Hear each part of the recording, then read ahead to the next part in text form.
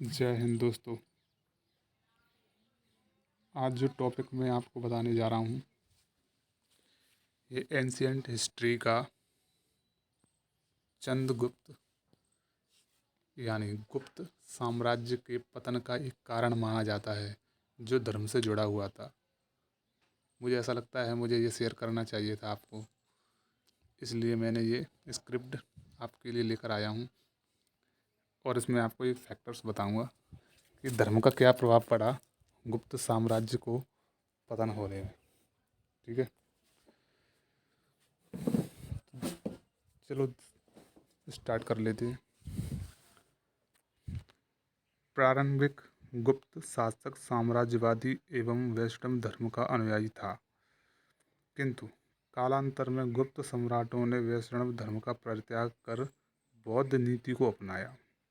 ठीक है, स्कंदगुप्त के उत्तराधिकारियों ने बौद्ध नीति का पालन करते हुए युद्ध नीति को छोड़कर अहिंसात्मक नीति का पालन करना प्रारंभ कर दिया। यह नीति गुप्त साम्राज्य के लिए घातक सिद्ध हुई। इस विषय में हेमचंद्र राय चौधरी का विचार है कि जिस प्रकार कलिंग युद्ध के पश्चात अशोक ने तथा चीनी यात्री वैनसोंग ने निकट संपर्क में आने का कारण हर्ष ने बौद्ध धर्म को अपनाया था तथा इस धर्म का परिवर्तन के कारण साम्राज्य की राजनीतिक दशा एवं सेना पर अत्यधिक प्रभाव पड़ा। बौद्ध धर्म अपनाने के कारण गुप्त शासक राजनीतिक उदारता का परिचय देने लगे, जो कि कालांतर मतलब बाद में गंभीर गलती सिद्ध हुई। इससे गुप्त साम्राज्य का पतन अवश्य संभावी हो गया। ठीक है,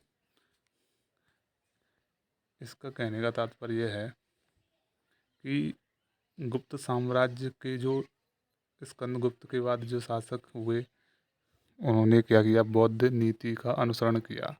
और आपको पता है कि धर्म में हिंसा ये चीज़ सब पाप मान ली जाती है।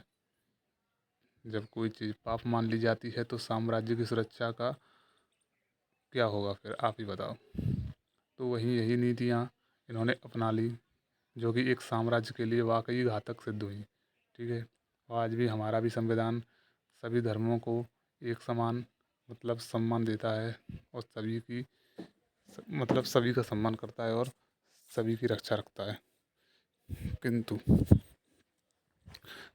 ऐसा होना स्वाभाविक है।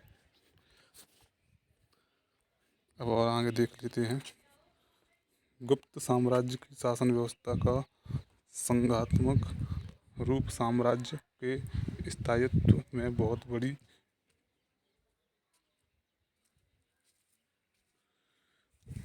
बाधा था। इस व्यवस्था की सफलता पूर्णतः सम्राट की योग्यता पर निर्भर थी। प्रारंभिक गुप्त सम्राटों में यह योग्यता थी, वे वैष्णव धर्मावलंबी थे और चक्रवर्ती आदर्श से प्रभावित थे। समुद्रगुप्त समस्त पृथ्वी पर अपना प्रचंड शासन स्थापित करने में स्वप्न देखता था। चंद्रगुप्त द्वितीय विक्रमादित्य विष्णु के तीनों लोक का राज्य पाने का दावा करता था और स्कंदगुप्त म्लेच्छों का दमन करना अपना पुनीत कर्तव्य समझता था। लेकिन प्रथम कुमारगुप्त के समय गुप्त राज परिवार पर बौद्ध धर्म की छाया पड़ने लगी। कहने का अर्थ ये है कि स्कंदगुप्त के बाद जो कुमारगुप्त आया उस पर क्या था, बौद्ध धर्म की छाया पड़ने लगी, जिसके परिणाम स्वरूप गुप्त नरेश पृथ्वी विजय का स्वप्न के स्थान पर पुनर्जन्म की चिंता में लग गए। प्रथम कुमारगुप्त अपने जीवन के अंतिम वर्षों में भिक्षु जीवन व्यतीत करने लगा था। उसने अप्रत्यक्ष प्रकार के सिक्कों पर उसे बिल्कुल बुद्ध के रूप में अंकित किया गया। प्रत्येक शब्द का महायान बौद्ध धर्म में विशेष अर्थ क्रोध माना गया है और इसे मनुष्य को बंधन में डालने वाले 6 क्लेशों में से एक बताया गया है। गुप्त काल के सिक्कों पर लिखे अप्रत्यक्ष लेख का अर्थ क्रोध पर विजय प्राप्त करने वाला अथवा क्रोध विहीन है। इस आधार पर श्री राम गोयल ने विचार व्यक्त किया है कि प्रथम कुमारगुप्त बौद्ध धर्म से प्रभावित हुआ था और इसका समर्थन वैनसोंग के इस कथन से भी हो जाता है कि शिक्रादित्य मतलब शिक्रादित्य का अर्थात कुमारगुप्त प्रथम ने नालंदा में बौद्ध महाविहार की स्थापना की थी। कुमारगुप्त प्रथम का उत्तराधिकारी स्कंदगुप्त स्वयं वैष्णव था, परंतु उसने बौद्ध धर्म को भी संरक्षण प्रदान किया। उसने सुप्रसिद्ध बौद्ध विद्वान वसुबंधु को अपने उत्तराधिकारी प्रथम नरसिंहगुप्त बालादित्य का शिक्षक नियुक्त किया था। गुप्त राज परिवार के समय से वसुबंधु का संबंध कुमारगुप्त प्रथम के समय से हो सकता है रहा हो, और नालंदा महाविहार की स्थापना वसुबंधु के प्रभाव के कारण ही कुमारगुप्त प्रथम ने की हो।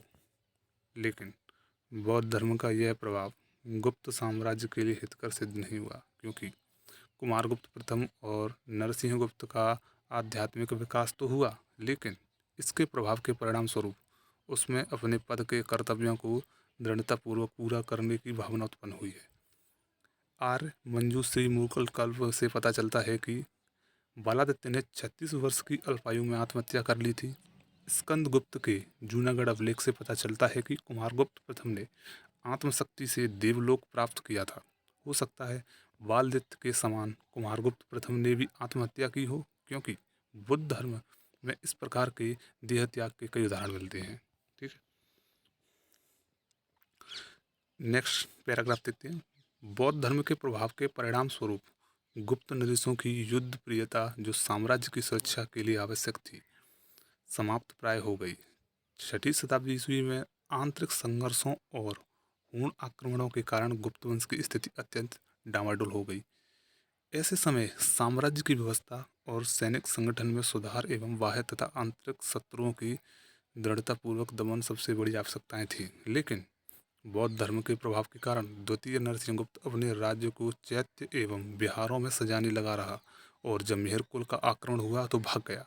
इसके बाद अधीन राजाओं के द्वारा हूण राज के पकड़ लिए जाने पर उसने घोर अदूरदर्शिता का परिचय दिया और अपनी माता के कहने में आकर ऐसे भयंकर शत्रु को पुण्य अर्जित करने के हेतु छोड़ दिया। यह बौद्ध धर्म के प्रभाव का गुप्त राजाओं पर हानिकारक प्रभाव था। बौद्ध धर्म के प्रभाव के कारण गुप्त राजाओं द्वारा बौद्ध संस्थाओं को अतुल धन दान दिया जाने लगा। परवर्ती गुप्त शासकों द्वारा ब्राह्मणों को भूमिदान भी दिया गया, लेकिन अग्रहार और ब्रह्मदेव की तुलना में बौद्ध संस्थाओं को दान ज़्यादा दिया गया है। इसका सबसे बड़ा उदाहरण नालंदा महाविहार है। फायान के भारत यात्रा के दौरान 5वीं सदी में नालंदा एक गांव था। उसके 50 वर्षों उपरांत शिक्रादित्य अर्थात कुमारगुप्त प्रथम ने वहां एक महाविहार की नींव डाली। इसके बाद बुद्धगुप्त, तथागत राज, बालादित्य राज और व्रज, इन सब ने यहाँ नए नए संघाराम बनाए। 7वीं सदी ईस्वी के प्रारंभ में वैनसोंग की यात्रा के समय इसमें 10,000 भिक्षु अन्य लोग निवास कर रहे थे, जिसके खर्च के लिए महाविहार को 100 गांवों की आय दी जाती थी। इसके अलावा इन गांवों के निवासी इस संस्या को कई सौ पिकल चावल और कई सौ केटी मक्खन और दूध प्रतिदिन देते। इस प्रकार नालंदा महाविहार पर उसके निकटवर्ती प्रदेशों की आय का अधिकांश व्यय कर दिया जाता था। वैनजोंग लिखता है कि भारत में नालंदा महाविहार से छोटे अनेक विहार थे, जिनका खर्च इन विहारों के आसपास के गांवों से वसूल लिया जाता था। ये तथ्य इस तरफ संकेत करते हैं कि परवर्ती गुप्त शासकों के युग में बौद्ध विहार गुप्त साम्राज्य की आर्थिक व्यवस्था पर भार बन गए होंगे, और इस प्रकार गुप्त साम्राज्य के पतन का एक बहुत बड़ा कारण बौद्ध धर्म का प्रभाव रहा। और क्योंकि बौद्ध विहार धन संग्रह और भ्रष्टाचार के केंद्र बन गए, इन्होंने सहज ही आक्रमणकारियों का ध्यान आकृष्ट किया। इन सबको बताने के बाद, इस पूरा पैराग्राफ पढ़ने के बाद, मैं कहना चाहूँगा कि देखिए, धर्म अपनी जगह अच्छा होता है, लेकिन किसी भी साम्राज्य को चलाने के लिए इसमें बीच में धर्म नहीं आना चाहिए, क्योंकि धर्म एक अलग प्रकार से कार्य करता है और साम्राज्यवादी और कानून व्यवस्था होती है वो अलग प्रकार से कार्य करती है। ये आपको पता होगा, क्योंकि जब शत्रु हम पे हमला करेंगे और हम उसे पाप मानकर हम उसका विरोध न करेंगे तो हमारा साम्राज्य छिन्न भिन्न हो जाएगा।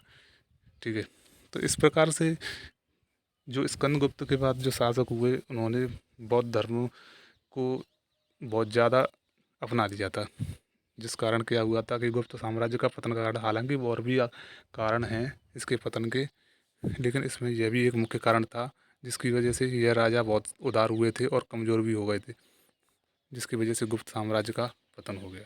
ठीक है भाइयों, जय हिंद। नेक्स्ट टॉपिक में अब की बार और मैं एक अच्छा टॉपिक लाऊंगा।